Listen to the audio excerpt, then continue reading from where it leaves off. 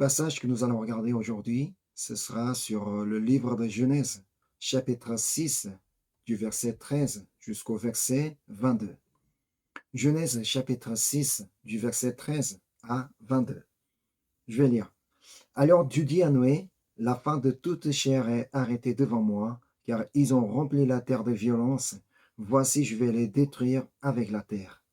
Fais-toi une arche de bois de gopher, tu disposeras cette arche en cellules et tu l'enduiras de bois en dedans et en dehors. Voici comment tu la feras. L'arche aura 300 coudées de longueur, 50 coudées de largeur et 30 coudées de hauteur.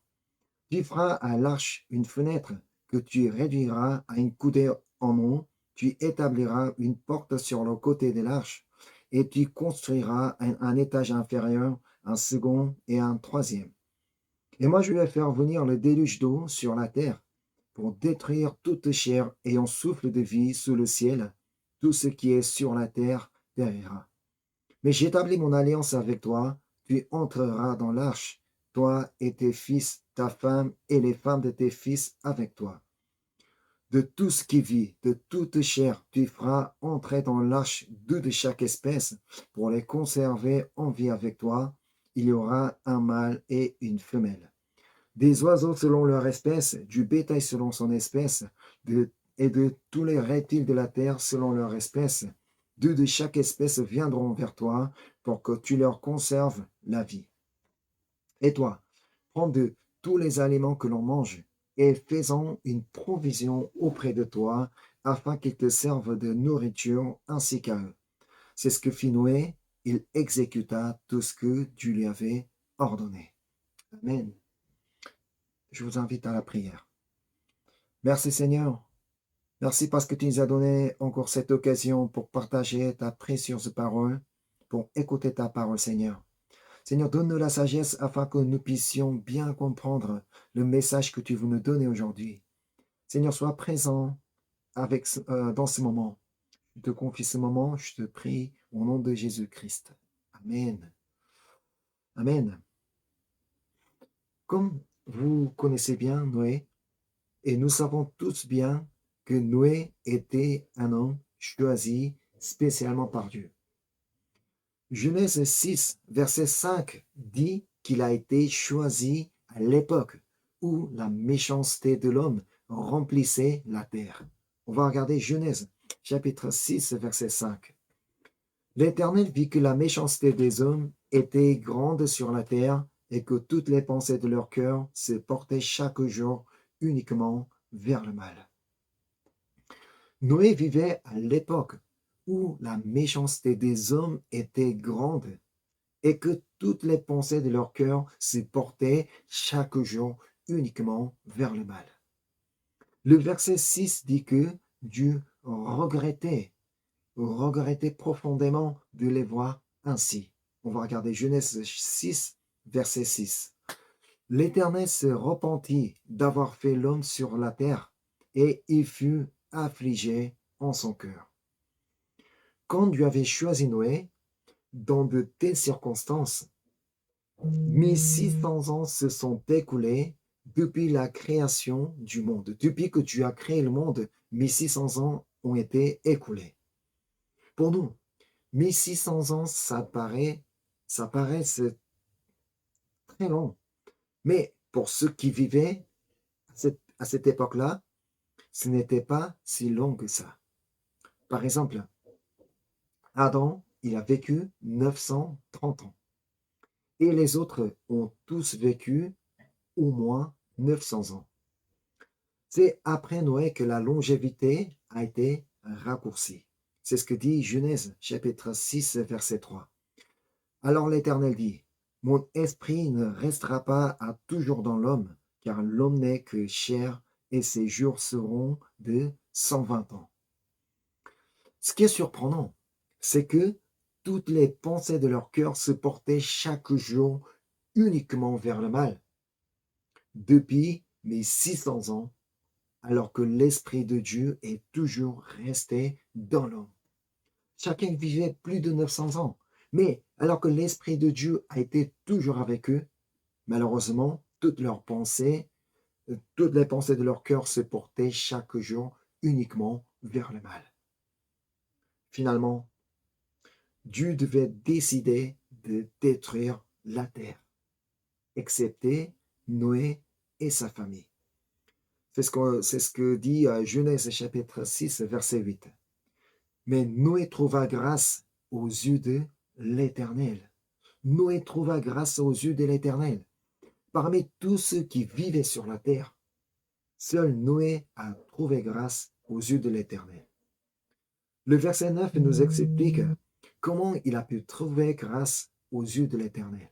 On va regarder Genèse chapitre 6, verset 9. Voici la postérité de Noé.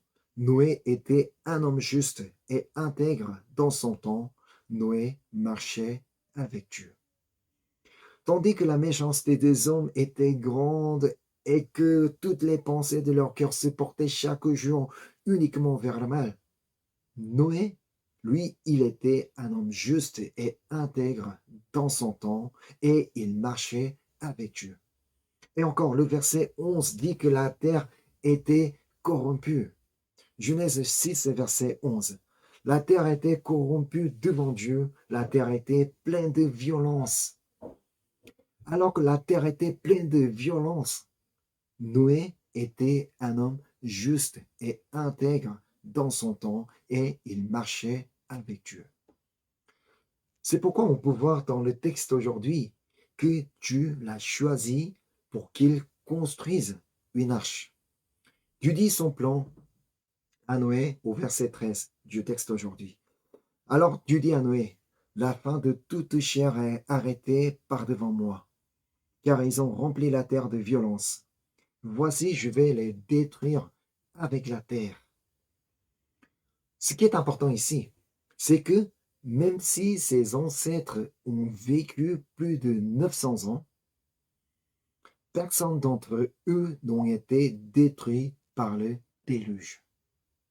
Le grand-père Mathusalem était l'homme qui a vécu le plus longtemps, jusqu'à l'âge de 969 ans. La Bible dit que c'est l'année du déluge qu'il est mort. Ce n'est pas parce qu'il est mort à cause du déluge, mais les biblistes disent qu'il est mort 7 jours avant le déluge. Noé, Noé est le descendant de Seth, le troisième fils d'Adam. Et la famille de Seth était une famille qui invoquait le nom de l'Éternel, et comme elle marchait avec Dieu, Dieu les a fait éviter la mort par le déluge. Noé est l'un des descendants restants de la famille de Seth, et Dieu l'a choisi parmi tous ceux qui vivaient à l'époque. Dieu l'a choisi pour qu'il construise l'arche. Et Dieu lui dit, Genèse chapitre 6, verset 14, fais-toi une arche de bois de gopher, tu disposeras cette arche en cellules, et tu l'enduiras de bois en dedans et en dehors. Dieu lui a dit de faire une arche, et il lui a même précisé quel bois qu'il devrait utiliser pour la construire.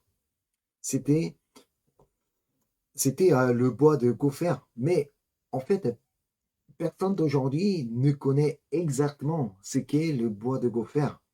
Mais si c'est Dieu qui a dit de l'utiliser, il est certain que le bois était le meilleur matériel pour faire une arche. Nous, on n'en doute pas. Tout de même, pour Noé, il fallait qu'il fasse l'effort pour trouver du gopher et des bois. Dieu n'a pas dit d'utiliser n'importe quel bois, mais Dieu a précisé qu'il fallait qu'il utilise le bois de gopher, alors il fallait qu'il fasse l'effort pour trouver du gopher autour de lui et de bois aussi pour enduire. Ce n'était pas du tout, une affaire facile pour Noé. De plus, Dieu lui a dit quelle serait la dimension de l'arche. On va regarder verset 15, Genèse 6, verset 15. Voici comment tu la feras. L'arche aura 300 coudées de longueur, 50 coudées de largeur et 30 coudées de hauteur. Pour vous aider à comprendre cette taille de l'arche, je vous ai préparé une photo. C'est un architecte néerlandais qui l'a réalisé en taille réelle. Donc, d'après la Bible, il a réalisé. Un journaliste est venu lui poser la question pour savoir quel était son objectif, alors qu'il a dépensé autant d'argent, autant de temps pour construire une arche. Il lui a posé la question, pourquoi? Mais pourquoi vous l'avez fait? Et il a répondu, ce n'est pas parce que j'attends un deuxième déluge, mais que par contre, c'est parce que j'attends la deuxième venue du Christ. La société actuelle est malade. Il faut qu'il prêche le changement comme l'a fait Noé à son époque. Mon but n'est pas de faire peur aux gens, n'est pas de faire peur aux gens, mais de faire passer un message. Choisissez de suivre Jésus tant que c'est encore possible. C'est vraiment une très belle phrase. Choisissez de suivre Jésus tant que c'est encore possible. En regardant l'arche qu'il a construite. Noé a construit l'arche dans une condition complètement différente à ce néerlandais. Sa condition était complètement différente à celle de notre. Il a fallu près de 100 ans pour la construire. Personne ne pouvait facilement obéir pour la faire.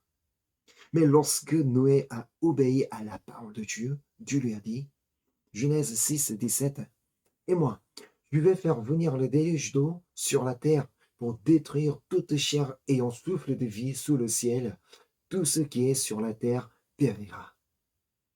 Cette parole de Dieu devait faire peur à Noé, parce que si tout ce qui est sur la terre périra, cela signifie que ses voisins avec qui il mangeait ensemble, avec qui il saluait, avec qui il discutait, ils vont périr. Et ses frères, donc ses cousins, ses proches, ils connaîtront la mort. C'est ça, c'est ce que Dieu dit. Mais à Noé, Dieu lui a dit qu'il établira une alliance. Verset 18 du texte aujourd'hui. Mais j'établis mon alliance avec toi. Tu entreras dans l'arche, toi et tes fils, ta femme et les femmes de tes fils avec toi. L'alliance de Dieu avec Noé, c'est que tous connaîtront la mort par le déluge, mais que Dieu délivrera Noé et sa famille. Donc, comme Dieu l'a choisi, il allait prendre la responsabilité de la vie de Noé et de sa famille. Mais ils n'étaient pas les seuls à entrer dans l'arche. Donc au verset 19 du texte aujourd'hui, que de tout ce qui vit, de toute chair, tu feras entrer dans l'arche deux de chaque espèce pour les conserver en vie avec toi. Il y aura un mâle et une femelle. Jusqu'à là, donc il aurait pu poser la question, mais Seigneur, mais qu'est-ce que vous racontez? Qu'est-ce que tu dis? Comment pourrais-je faire entrer dans l'arche deux de chaque espèce? Je ne sais même pas où ils se trouvent. Est-ce qu'ils vont m'écouter? Non, c'est pas possible. Mais Dieu lui dit que ce n'est pas toi qui les rassembleras, c'est moi qui les ferai venir vers toi. C'est ce que tu dis au verset 20 du texte aujourd'hui. Pardon. Les oiseaux selon leur espèce, du bétail selon son espèce, et de tous les reptiles de la terre selon leur espèce, deux de chaque espèce viendront vers toi pour que tu leur conserves la vie. Dieu lui a dit qu'il fera venir vers lui deux de chaque espèce. Donc lui, il n'avait qu'à les faire rentrer et les placer dans l'arche, les placer dans les cellules. Pourtant, ce n'était pas facile à croire que les animaux viendront vers lui. Mais là, Dieu lui rajoute quelque chose. Verset 21. Et toi, prends de tous les aliments que l'on mange et fais-en une provision auprès de toi afin qu'ils te servent de nourriture ainsi qu'à eux. Pourtant, Dieu ne lui a pas précisé le temps qu'il devrait rester dans l'arche. Et tout simplement, Dieu lui a dit d'aller prendre de tous les aliments que l'on mange. Mais des aliments, non pas seulement pour Noé et pour sa famille, mais aussi pour les animaux. Mais qu'est-ce que ça veut dire? Mais comment pouvait-il connaître tous les aliments des animaux? Il ne sait pas ce qu'ils mangent, les animaux. De même, Dieu a dit des paroles difficiles à comprendre à Noé. Qu'est-ce que Dieu lui a dit? Dieu lui a dit de faire une arche d'une taille extraordinaire, une taille gigantesque, inimaginable. Et il lui a dit que tout ce qui est sur la terre périront. Est-ce que tu vas faire mourir tout le monde? C'est ce que Dieu a dit. Et il lui a aussi dit que les animaux viendront vers lui. Bah, il n'a jamais pensé à ça. Et il lui a dit d'aller prendre les aliments pour tous les animaux aussi. Quand même, Noé a écouté la parole de Dieu. C'est ce que dit verset 22 du texte aujourd'hui. C'est ce que fit Noé, il exécuta tout ce que Dieu lui avait ordonné. Il exécuta tout ce que Dieu lui avait ordonné. Et nous comprenons enfin comment Noé pouvait être un homme juste et intègre dans son temps et qui marchait avec Dieu. Lorsque Noé a écouté la parole de Dieu pour exécuter tout ce que Dieu lui avait ordonné, Dieu lui a produit des miracles et il a pris la responsabilité totale de Noé et de sa famille. Tout d'abord, comme Dieu l'a dit, deux de chaque animal, deux de chaque espèce sont venus vers lui et ils sont rentrés dans l'arche.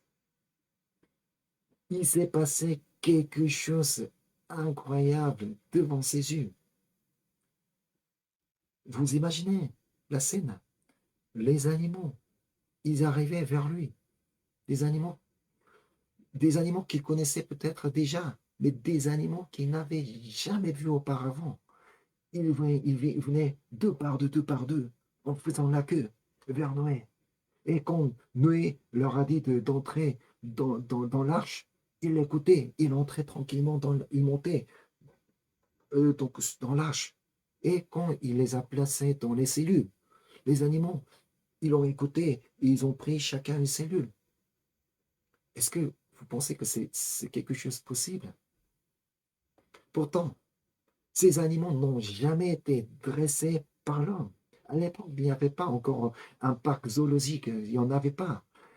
C'était vraiment des animaux totalement sauvages. Mais ils ont écouté Noé. Comment est-ce possible? Pour l'homme, il était impossible. Mais ça a été possible parce que Dieu l'a fait comme ça. Ainsi, Noé et sa famille, puis tous les animaux sont entrés dans l'arche. C'est ce que dit à Genèse chapitre 7, versets 14 et 15. Eux et tous les animaux selon leur espèce, tout le bétail selon son espèce, tous les reptiles qui rampent sur la terre selon leur espèce, tous les oiseaux selon leur espèce, tous les petits oiseaux, tout ce qui a des ailes. Ils entrèrent dans l'arche auprès de Noé, deux à deux, de toute chair ayant souffle de vie.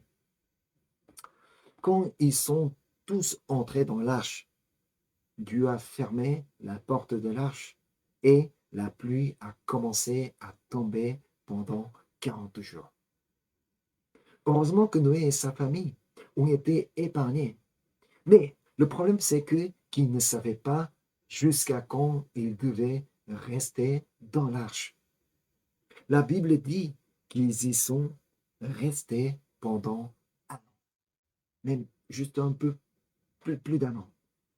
Le fait que la famille de Noé était dans l'arche pendant un an était déjà un miracle. Vous savez pourquoi? Ils ont connu plusieurs miracles dans cette arche pendant un an. Quels sont ces miracles? Le premier, c'est que Dieu les a protégés des animaux pendant un an.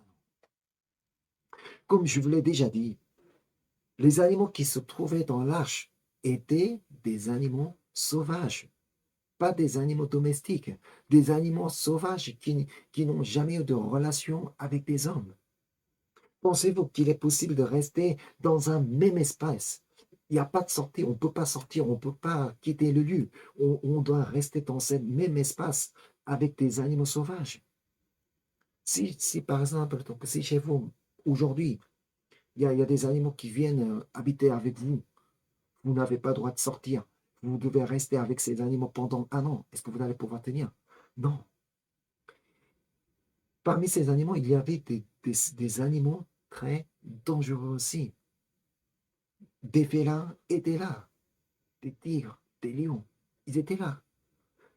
Et ils étaient là. Ils auraient pu attaquer la famille de Noé. Et les petits animaux. Et les serpents vermineux. Et aussi les araignées vermineux étaient là aussi. Les animaux qui sentaient hyper mauvais. Et des oiseaux qui s'envolent sans cesse, qui crient tout le temps. Mais, comme la Bible dit, tout le monde est sorti de l'arche sain et sauf, sans aucun problème psychologique ou physique. C'est ça un miracle. Comment était-ce possible? Parce que Dieu qui prend la responsabilité de celui qui l'a choisi était avec eux. Et le deuxième miracle qu'ils ont connu, c'est que Dieu leur a nourri pendant un an. Même si Noé a pris des aliments à manger, comme Dieu lui a dit, lui, il ne savait pas combien de temps qu'il allait rester dans l'arche. Il est peu probable qu'il ait préparé des aliments pour un an. Peut-être il en a préparé pour un mois, pour 2 mois. Mais pour un an, c'est pas possible. Chaque animal mange différentes nourritures. Mais la quantité est différente pour chaque espèce. Et encore, lui, Noé, ni sa famille n'étaient des spécialistes des animaux. Alors, comment pouvait-il nourrir tous ces animaux? Par exemple, un éléphant mange chaque jour 100 kg et il excrète 150 kg par jour.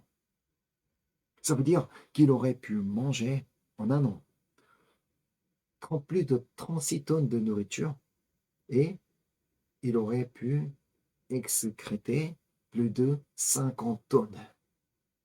Ben, c'est c'est pas possible que ça tienne dans une arche. Ça, c'est impensable, inimaginable. Ben, on pourrait dire que comment est-ce possible donc ça? Là, alors on peut tirer deux suppositions ici. Soit l'histoire de Noé est un mythe. C'est pas une vraie histoire, c'est une histoire racontée, un mythe. Ou bien, soit Dieu Tout-Puissant a pris la main. Il a pris la responsabilité de la famille de Noé et des animaux et que c'est Dieu qui les a nourris pendant. Laquelle est plus probable? Notre Dieu, il est tout-puissant. Notre Dieu tout-puissant nous dit, au Marc chapitre 9, verset 23, Jésus lui dit, si tu peux, tout est possible à celui qui croit. Tout est possible à celui qui croit. Alors, si Noé croyait à la toute-puissance de Dieu, rien ne lui était impossible, tout était possible. Dieu pouvait les protéger des animaux, même pendant un an, 2 ans, même pendant 10 ans qu'il pouvait les protéger. Et il pouvait très bien les nourrir pendant un an, sans aucun problème.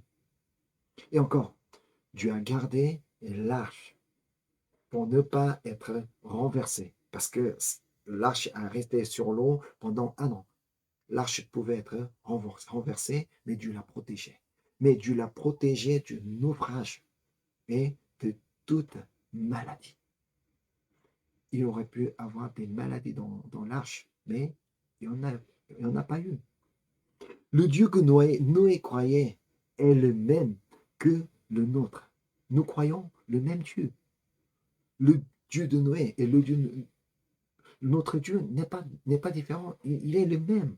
Alors, il est possible que nous puissions aussi voir la toute-puissance de Dieu dans notre vie, comme le cas de Noé.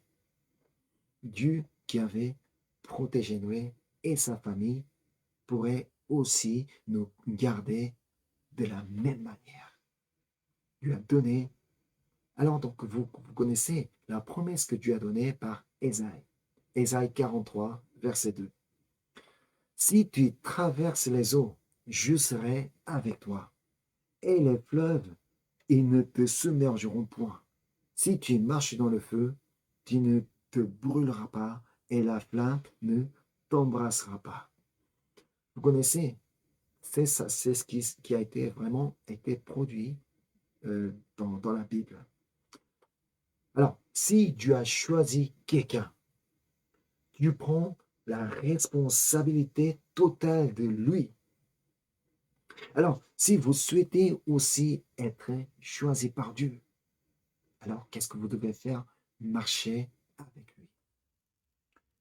Marcher avec, comme si je marchais avec quelqu'un juste à côté de moi. Comme si Dieu marchait à côté de moi.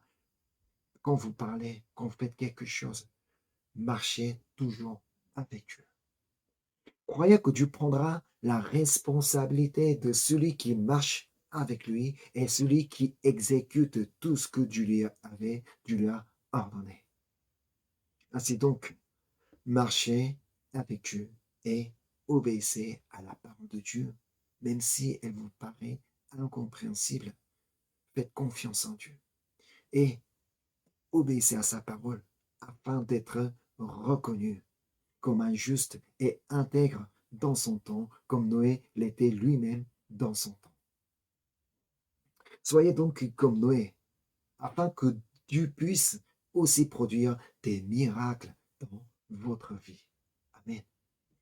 Si jamais Dieu regarde ce monde actuel, et si Dieu vous trouvait vraiment quelqu'un comme Noé, j'aimerais que vous soyez trouvé.